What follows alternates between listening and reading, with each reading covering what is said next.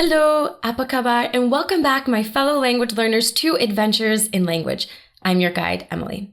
And in this mini-series, we're talking about why hearing your target language out in the wild might be different from how you learned it. It all boils down to three main things. 1, idiomatic expressions. 2, sound blending. And 3, dialectal diversity. Without understanding these three main points, it can be really easy to lose confidence in your language learning process. However, once you understand what's happening under the hood when you have real-life conversations, you'll feel more confident and in control of your language learning process. Today's video is about the first point, idiomatic expressions. What are they? Why do they matter? And what do you need to know about them to reach your fluency goals? For those of you who might not know me yet, I'm Emily. I'm a linguist at Mango. I have my PhD in linguistics and a passion for language learning. Well, 시간낭비 하지말고, let's get to it. So we've all heard of idiomatic expressions and every language uses them, but what are they exactly? An idiom is a group of words or an expression whose collective meaning is not deducible from each of its individual words.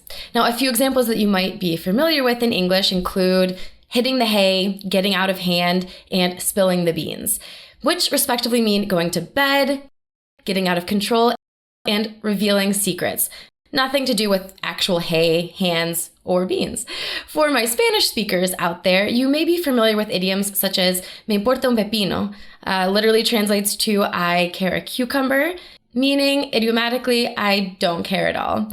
And another one is estaba pensando en la inmortalidad del cangrejo, which literally means I was thinking about the immortality of the crab, and actually means I was lost in thought.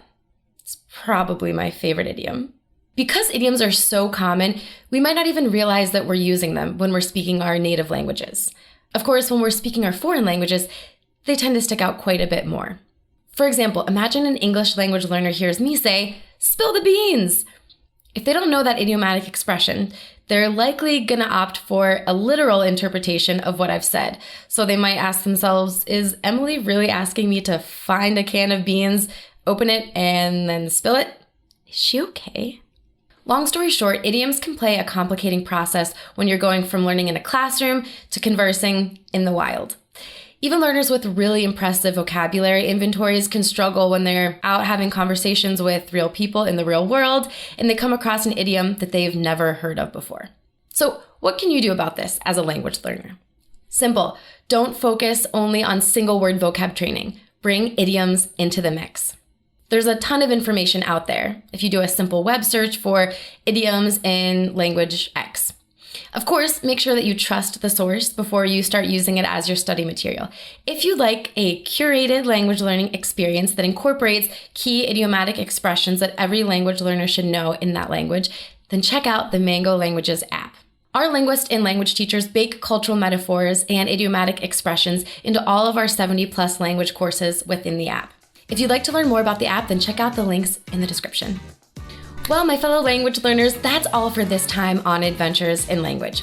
If you want to make sure that you're up to date on all of the awesome language learning content that we have for you, then join the Mango fam by subscribing to the channel. And if you really loved it, then go ahead and ring that notification bell and tell your friends about us.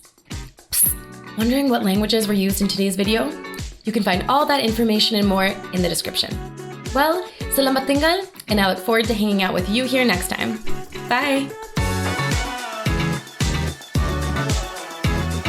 Me again! Thanks for watching. Don't forget to get your free Setting Good Goals worksheet, which you can access through the link right here on the screen. In next week's video, which is part 2 of this 3-part series, we break down something called sound blending, or if you want to sound like you're in the know, co-articulation. In the meantime, you can catch up on our existing videos, which are full of fun language learning tips and tricks. See you in the next video. Bye.